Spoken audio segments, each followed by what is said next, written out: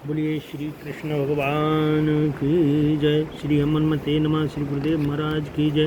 बोलिए गणपति भगवान की जय।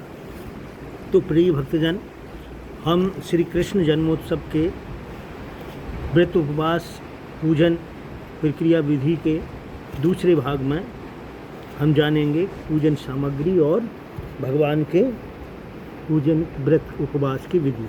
तो प्रिय भक्तजन, जिस दिन जन्माष्टमी होती है उस पर्व में के दिन प्रातः काल से ही व्यक्ति को अपनी दिनचर्या व्यवस्थित कर लेनी चाहिए। प्रातः काल ब्रह्म मुहूर्त में उठकर व्यक्ति अपने नित्य कर्मों से निवृत्त हो स्नान करे। स्नान करने के बाद व्रत उपवास और पूजन का उसको संकल्प करना चाहिए कि हे प्रभु, आज आपका जन्मोत्सव है, मैं आपकी कृपा से आज आपके इस जन्मोत्सव का व्रत करूंगा, उपवास करूंगा और आपका पूजन करूंगा। इस प्रकार का संकल्प करके भगवान की पूजन में के लिए रहे। उपवास का मतलब भूखा रहना नहीं है, भगवान के मन वाणी कर्म से चिंतन करते रहना है। और भगवान का ये भी नहीं कहना है कि आप सब काम छोड़ करके बस बैठ जाओ। नहीं, यदि व्यक्ति कोई काम करता है, वो उसका ऑफिस जाता है या कोई व्यवसाय है, तो भगवान का अपना नित्य कर्म से निपट कर संकल्पित होकर के मन वाणी कर्म से भगवान के पास समर्पित रहते हुए उस कार्य को ही भगवान की पूजा, भगवान की सेवा, क्योंकि जो भगवान की पूजा सेवा कर पा रहा है वह उसी कार्य के कारण ही तो कर पा रहा है, क्योंकि अर्थ के बिना सब व्यर्थ है। तो उसी को भगवान की पूजा मान करके उस दिन करे, उस कार्य को करे। कार्य से जब निवृत्त हो तब भगवान की सेवा पूजा में लगे।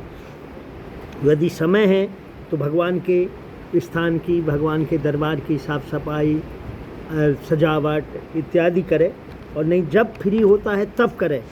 तो संसार के प्रभु का जन्मदिन की तैयारी जैसे करे, जैसे हम अपने बच्चों का जन्मदिन मनाते हैं, कैसी तैयारी करते हैं। दिन भर मन में प्लानिंग चलती रहती है, ये करूँगा, यहाँ से ये लाऊंगा, वहाँ से वो व्यवस्था होगी, इसको बुलाऊंगा। तो ऐसे ही हम काम करते हुए भी व्यवस्थितता में मन वाणी कर्म से भगवान के उस उत्सव मनाने के लिए तैयार रहें। और जैसे ही कार्य से निवृत्त होते हैं तो उसके बाद उसमें प्रभु की सेवा में लग जाएं।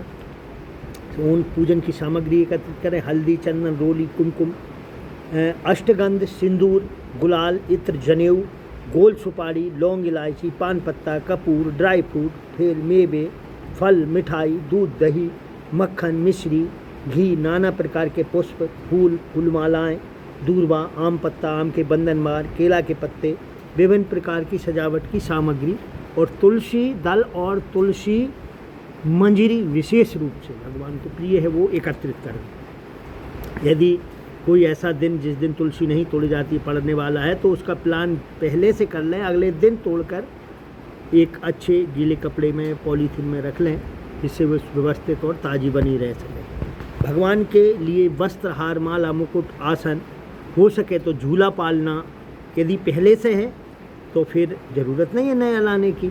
उसी को साफ़ सुथरा और अच्छा सजा कर रखें। नहीं तो चौकी, सिंहासन जिसमें प्रभु को बिठाया जाए उसकी सुंदर व्यवस्था की जानी चाहिए। वर्तमान में लाइट की भी बड़ी सुंदर व्यवस्था होती है, लाइट की सुंदर सजावट की जाए, क्योंकि ये रात्रिकालीन कार्यक्रम होता है। तो रात्रि में भगवान के लिए अच्छी सी सजावट हो। घर के सभी लोग उत्साह से इस कार्यक्रम में भाग लें। भगवान की दरबार को अच्छी तरह से सजाएं। परिवारजन, इष्ट मित्रों को भी आमंत्रित कर सकते हैं। और दिन में समय होने पर गीता पाठ का भी आयोजन किया जा सकता है।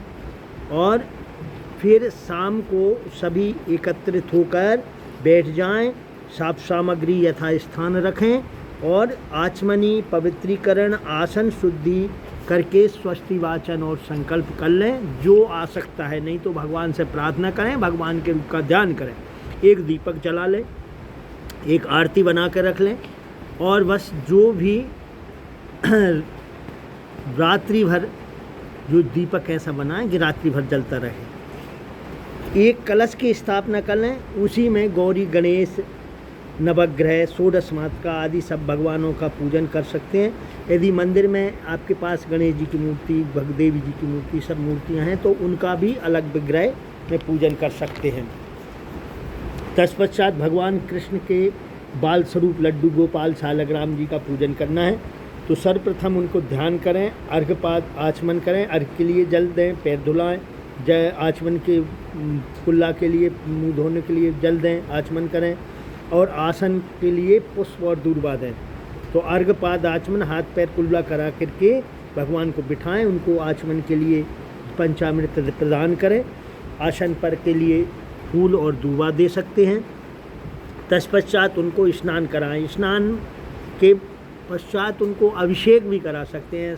पुरुष सूक्त से भगवान को अभिषेक कराया जाता है। पुरुष सूक्त नहीं आए तो ओम नमो भगवते वासुदेवाय नमः का मंत्र बोलते हुए भगवान को आप अभिषेक, ओम नमो भगवते वासुदेवाय नमः, दूध से, फिर जल से, फिर दही से, फिर जल से, फिर इसके बाद में घी से, फिर जल से, फिर शहद से, फिर जल से, फिर शर्करा से, फिर जल से, फिर पंचामृत दूध दही घी शहद चीनी इत्यादि पांचों वस्तुएं मिलाकर एक साथ उनको स्नान कराएं और फिर इसके बाद शुद्ध जल से स्नान कराएं।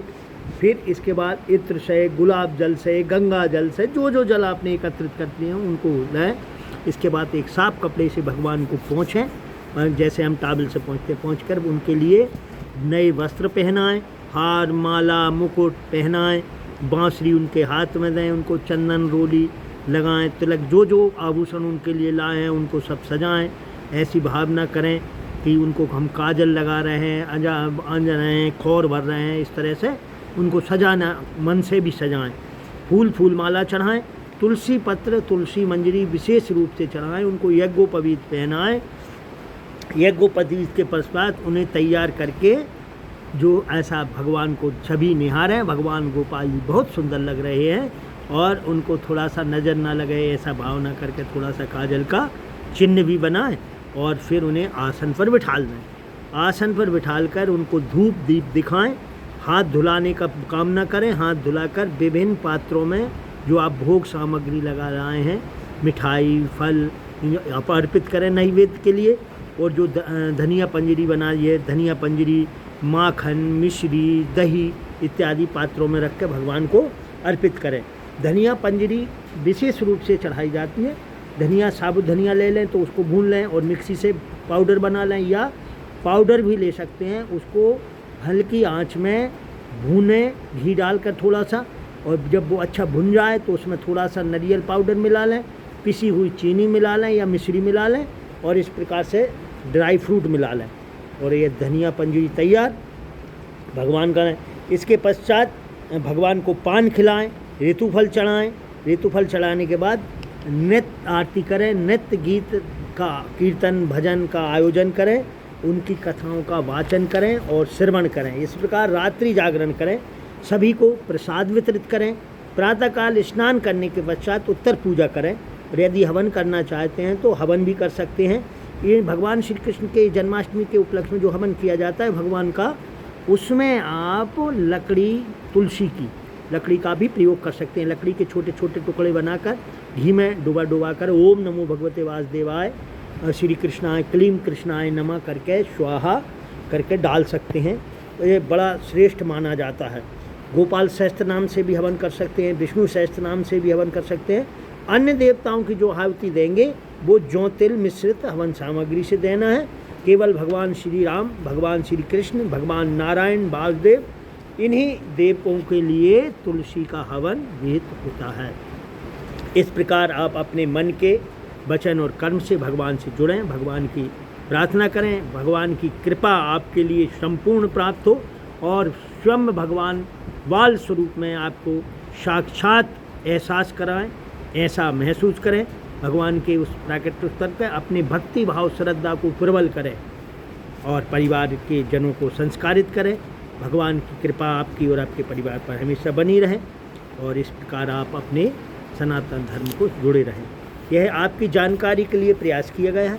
अच्छा लगे इस वीडियो को शेयर करना, चैनल को सब्सक्राइब करना, और लोगों को फ़ायदा मिले इसलिए शेयर भी करना और बेल आइकन दबाना, जिससे कि आपको इस तरह के और भी जो वीडियो मैं बनाऊंगा, और आपको यदि किसी विशेष विषय पर जानकारी चाहिए तो आप कमेंट द्वारा मुझे सूचित कर सकते हैं। धन्यवाद। जय श्री कृष्णा, जय श्री राधे, नमस्कार।